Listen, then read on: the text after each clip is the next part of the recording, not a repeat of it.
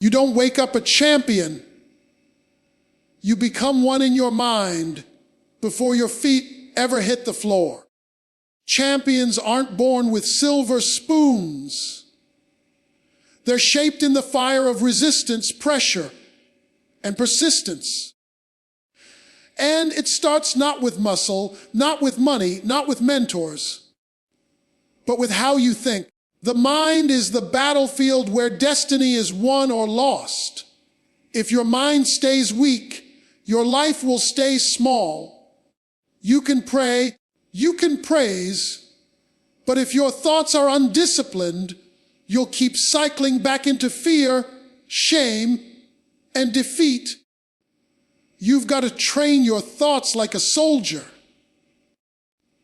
because the enemy doesn't take days off, and neither should your mindset. Stop waiting for perfect circumstances to speak victory. Declare it now. Declare it when the bank account is empty. Declare it when the diagnosis is heavy. Declare it when they walk out on you. Why? Because you're not speaking from what you see. You're speaking from what God said. Life and death are in the power of the tongue, and your mouth is either building your mind or breaking it down. What you feed grows.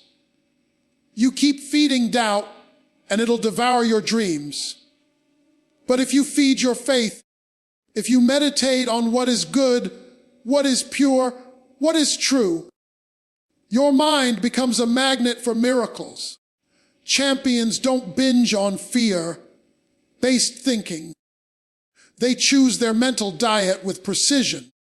And you've got to break agreement with defeat. Stop babysitting failure. Stop replaying every wrong turn like it's your identity. That's not your name. That's not your label. That was a moment, not your meaning. The word says, be transformed by the renewing of your mind, not the recycling of your mistakes. Look in the mirror and see what heaven sees. You are not what happened to you. You are not what they said about you. You are who God says you already fearfully made, powerfully purposed, divinely positioned. Until you see yourself that way, you'll shrink when you should rise. You'll hesitate when you should charge. Identity fuels boldness. Know who you are and you'll never settle for less again. And when the heat turns up, don't run. Refuse to quit in the fire. The fire doesn't destroy champions, it refines them. It burns off the excuses. It purifies the focus. It clarifies what matters. You don't develop mental strength on the mountaintop. You build it in the valley. When the tears flow and the night is long, that's where champions are carved. You want to unleash your inner champion. Start with your mind. Think strong. Speak life. Starve doubt. Embrace truth. And when you get knocked down, don't just get up. Rise with more power than you had before. Because champions aren't those who never fall. They're those who train their minds to rise every single time. Your mind is not a playground. It's a battleground. And if you don't train your thoughts like a soldier, your thoughts will train you like a slave. Too many people walk through life with unguarded minds, letting any emotion, memory, or fear walk in and set up camp. But a disciplined mind is not a luxury, it's a necessity. You don't stumble into victory with a lazy thought life. You march into it because your mind has been trained to obey truth over feelings, faith over fear, and purpose over pressure. A soldier doesn't wait until war breaks out to start training. The training begins in peace, so they can stand in chaos. That's how your mind must be shaped, through daily, deliberate discipline. What you allow to rest in your mind will soon manifest in your habits. And what becomes habit will eventually become your future.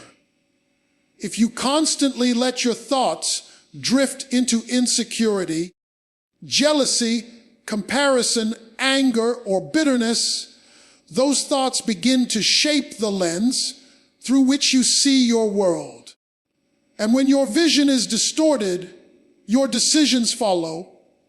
The Word of God says to take every thought captive. That means your thoughts are not the boss. You are. And yet too often, we allow our minds to wander without direction, like a city with no walls, vulnerable to every attack. The enemy doesn't need to destroy your body if he can dismantle your mind. If he can convince you that you're not enough, that you'll never make it, that your past is too heavy, then you'll disqualify yourself before the race even starts. That's why your thoughts must come under authority. Not of your emotions, not of your opinions, but of truth. A soldier also knows the power of repetition. Discipline doesn't come from motivation, it comes from obedience. There will be days when you don't feel strong, when you don't feel holy, when you don't feel hopeful. But your training must kick in. You have to declare, I don't follow my feelings, I follow my orders. And the orders say I am more than a conqueror. The orders say I can do all things through Christ who strengthens me. The orders say I have been given a spirit of power, not of fear. That's how soldiers think. That's how champions rise. Mental laziness leads to spiritual weakness. Just like a muscle that's never used grows flabby, a mind that's never challenged grows vulnerable. You can't expect strength in your faith if your thoughts are running wild. This is why the daily decision to command your thinking is not optional. You train it with Scripture. You align it with purpose. You correct it with truth. And just like a soldier sharpens his sword, you sharpen your mind so that when the enemy comes, you don't collapse. You counter. Your responses don't come from panic, but from preparation. You don't react out of fear. You respond out of identity. That's the fruit of a mind trained for battle. Your words are not just sounds. They are seeds. Every time you speak, you plant something into the atmosphere of your life. And if you want to unleash the champion inside you, you have to start declaring victory before you ever see it. This isn't about pretending life is perfect. This is about proclaiming truth when everything around you says otherwise. You don't wait until the storm passes to say peace. You speak peace in the middle of the wind and the waves, because your words are weapons and champions know how to use them. Life and death are in the power of the tongue. That's not poetry, that's power. What you say consistently, you will start to believe. And what you believe will shape how you live. If you wake up every morning speaking defeat, don't be surprised when your life starts to reflect discouragement. But if you start each day aligning your mouth with God's word, speaking strength, faith, identity, promise, you'll find that your heart begins to follow. Speaking victory isn't just motivation, It's mental warfare. It's choosing to prophesy over your life instead of replaying pain. There are times when your circumstances will mock your declarations. You'll be saying, "I am healed," while still feeling the symptoms. You'll say, "I am favored," while facing rejection. You'll speak, "I am more than a conqueror," while standing in the ashes of what was lost. But that's where faith is forged. Champions don't speak from what they see. They speak from what they know. And they know that truth is not based on what's visible, but on what's eternal. The enemy would love nothing more than for you to stay silent, because silence is agreement with what is. But when you open your mouth in the middle of adversity, when you dare to speak light into darkness, you disturb the atmosphere. You disrupt the narrative. You declare to your doubt, to your depression, to your disappointment, you don't have the final word. Too many people wait for the victory to show up before they start talking like winners. But that's not how champions think. They speak it before they see it. They say, "I'm rising," when they're still on the ground. They say, "I'm free," when the chains are still rattling. Because they know their voice creates a space for faith to operate. And when faith finds agreement in your words, breakthrough starts to move. What you speak over yourself matters more than what anyone else says about you. It doesn't matter who doubted you, who overlooked you, who rejected you. What matters is what comes out of your own mouth. If you keep repeating the labels others gave you, you'll stay bound by their limitations. But if you rise up and start speaking who you really are, declaring what's ahead instead of what's behind, you'll begin to rewrite the script. Victory begins in your vocabulary. The heart of a champion beats in the words they speak, especially when the battle is raging. What you feed will grow, and what you starve will die. The same truth that applies to the body applies to the mind. If you want to rise up in power, in purpose, in clarity, you have to be intentional about what you allow into your mental diet. You can't expect to walk in bold faith when you've been snacking on fear all day. You can't expect peace to rule your heart if anxiety is what you meditate on. Champions are not just careful with their actions. They're careful with their thoughts.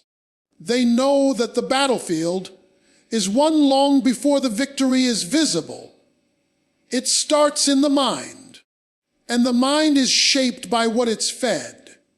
Faith is not a random feeling that shows up on good days. Faith is a seed that must be watered daily. It grows when you feed it truth, when you nourish it with the word, when you give it room to breathe through prayer and worship. You don't build faith by scrolling through chaos and confusion all day long. You build faith by anchoring your mind in the promises of God. You fill your atmosphere with words that lift, not language that tears down. You surround yourself with voices that speak life, not those who sow doubt. Doubt is loud. It will scream at you through headlines, through gossip, through memories of past failures. But just because it's loud doesn't mean it's truth. Doubt feeds on repetition. The more you rehearse what went wrong, The more you entertain worst-case scenarios, the more you replay what they said, the stronger doubt becomes. But when you make the choice to starve it, when you refuse to give it airtime in your thinking, something begins to shift. Fear weakens when you stop feeding it. Insecurity dries up when you cut off its supply. This is why what you meditate on matters. Meditation is more than thinking. It's chewing on something until it becomes part of you. If all you ever meditate on is your problems, you'll magnify them. If all you think about is what you lack, you'll start to believe you're empty. But when you meditate on who God is, on what He has said, on what He has done before and will do again, your faith expands, your courage returns, your vision clears. Champions don't just pray for strong faith. They train their faith. They choose what they consume. They filter what they watch, what they hear, what they allow into their soul. Not because they're better than others, but because they know where they're going. They understand that everything they take in is either building faith or feeding fear. There's no neutral ground in a battle. The people who rise, who lead, who break through, they're not the ones who had it easiest. They're the ones who chose to feed their faith when it would have been easier to feed their doubt. They're the ones who protected their mind like a treasure, who made daily deposits of truth, who refused to let toxic thoughts camp out in their heart. Distractions don't need to destroy you to defeat you. They only need to delay you. The greatest threat to your destiny may not be disaster. It may be distraction. The enemy doesn't always come with horns and a pitchfork. Sometimes he comes through busyness, through noise, through a million good things, pulling you away from the God thing. A champion knows how to focus. A champion knows how to say no, not just to sin, but to anything that keeps them from purpose. You cannot run your race if your eyes are always looking to the left and to the right, comparing, scrolling, reacting. Focus is the fuel of progress. We live in a culture that thrives on attention theft. Every app, every ad, every headline is designed to pull your eyes, your ears, and eventually your heart. But if you give your attention to everything, you'll have power for nothing. That's why the mind must be trained to focus, not just on goals, not just on dreams, but on what truly matters. The ability to fix your thoughts, to anchor your mind, to direct your inner life with clarity. That's what separates those who drift from those who drive forward. Champions don't follow every impulse. They don't react to every distraction. They have learned the discipline of direction, and direction requires decisions. It means waking up and choosing what you will and will not give your time to. It means recognizing that scrolling isn't neutral, that comparison is corrosive, that your peace is too valuable to be traded for temporary entertainment. When you're focused, you start to discern the difference between urgent and important. You stop chasing noise and start building substance. Focus also creates strength. When your energy is scattered, your impact is diluted. But when your energy is concentrated, breakthrough begins to happen. Think of a laser. It's just light that's been focused. That same light, when unfocused, lights a room. But focused, it can cut through steel. That's what happens when your life becomes focused on what God has assigned you to. You stop getting caught up in what everyone else is doing. You stop wasting time trying to impress people who don't even understand your calling. You stop being reactive and start being proactive. Because your mission becomes your filter. There will always be distractions. There will always be opportunities to wander. But you weren't made to drift. You were made to dominate. You weren't made to live reactive. You were made to lead with intention. And that requires saying no, not just once, but over and over, to anything that doesn't align with your assignment, to anything that steals your time, your peace, your clarity. That's not being harsh. That's being holy. That's being focused. A champion doesn't allow everyone and everything to have access to their attention. Your attention is the gateway to your destiny. Whatever gets your attention gets your energy. Whatever gets your energy shapes your outcomes. And if you want to see change, you must first protect your focus like your future depends on it. The people you surround yourself with are either pushing you toward your purpose or pulling you away from it. There is no neutral company when you're on assignment. Champions understand that who walks with them determines how far they go.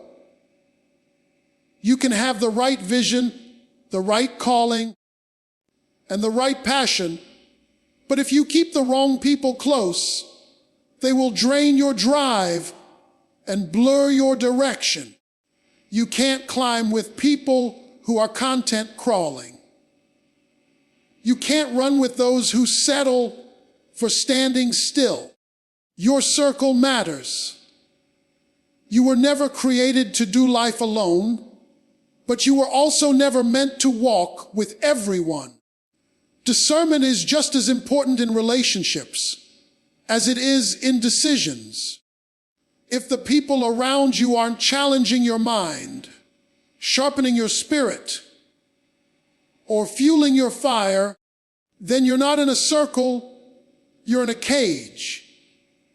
And sometimes loyalty to the wrong people can delay your destiny. Champions don't feel guilty for growing. They don't apologize for outgrowing conversations, habits, and even friendships that once fit a former version of themselves. Elevation requires separation. That doesn't mean arrogance. That means alignment. You can't be connected to everyone and expect to carry everything God's called you to. Some people come into your life for a reason, others for a season, and a few for a lifetime. Wisdom is knowing which is which. You need people in your life who see the greatness in you even when you're struggling. You need voices that call out your faith, not feed your fear. You need relationships that build you, not break you. The voices you give access to become the voices you start to believe. If all you hear is negativity, small thinking, gossip, or fear, it's only a matter of time before that becomes your atmosphere. And the atmosphere around you begins to affect the atmosphere within you. But when you're surrounded by warriors, people who speak life, who stand in truth, who challenge you to grow, you begin to walk with a different confidence. You think bigger, you believe deeper, you rise higher. You weren't created to walk through life carrying dead weight. You weren't made to apologize for wanting more, for dreaming bigger, for breaking cycles. Champions choose connection carefully, not just based on comfort, not based on history, but based on purpose. Just because someone's been around doesn't mean they're meant to go forward with you. And just because someone doesn't understand your vision doesn't mean you're wrong. It might just mean they're not assigned to where you're headed. Relationships are mirrors.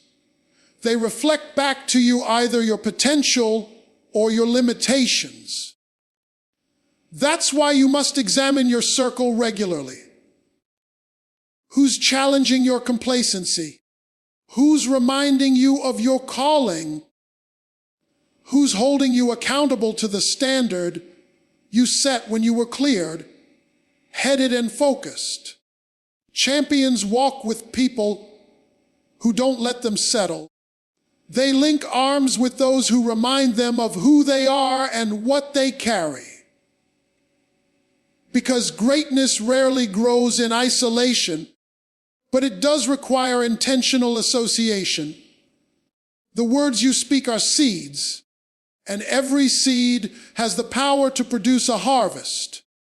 What you say consistently is what you will eventually see manifest in your life. Champions don't just monitor their actions, they master their declarations. Because they understand that life and death are not just matters of circumstance, they are matters of speech. When you speak defeat, you invite defeat. When you speak fear, you cultivate anxiety. But when you speak faith, you plant strength. When you speak vision, you prepare for breakthrough. Your mouth is not a decoration, it's a divine instrument of transformation. Too many people cancel their own progress with careless words. They declare, I can't, I'll never, it's too late, and then wonder why they're stuck in cycles of limitation. You can't speak like a victim and expect to live like a victor. Your vocabulary must align with your vision. If you want to rise higher, your words must rise with you. If you're declaring promises, but constantly rehearsing problems, you're creating conflict in the atmosphere of your own life. Champions speak with alignment. They understand the power of confession, the weight of language, the authority of the tongue. You don't need to wait until you feel strong to speak strength. You speak it when you're weak, so that strength has a place to grow. You don't need to wait until you see change to speak change. You declare it in faith because faith speaks what isn't yet visible as if it already is. That's not fantasy. That's biblical authority. The same God who spoke the world into being gave you a voice for a reason. Not just to communicate, but to create. Not just to react, but to redirect. When you speak truth over lies, you shift your internal atmosphere. When you speak promise over pain, you change how your heart processes trials. When you speak light into darkness, you remind hell that it cannot have the final word over your life. Champions speak with intentionality. They don't let frustration speak for them. They don't let fear write their script. They don't let insecurity get the microphone. They take their words seriously because they know that what leaves their lips today will show up in their life tomorrow. Every day is an opportunity to plant what you want to see grow. If you want peace, speak peace. If you want favor, declare favor. If you want breakthrough, begin to say what God says about your situation. It's not just about positive thinking. It's about kingdom alignment. It's about training your tongue to agree with heaven, even when everything around you is screaming otherwise. That's what makes a champion different. They don't just react to circumstances. They proclaim over them. Words have creative power. And when your words are rooted in truth, soaked in faith, and directed by purpose, they become tools of warfare and instruments of healing. Your future is being shaped right now by the words you speak in the present. Choose them like your destiny depends on them, because it does.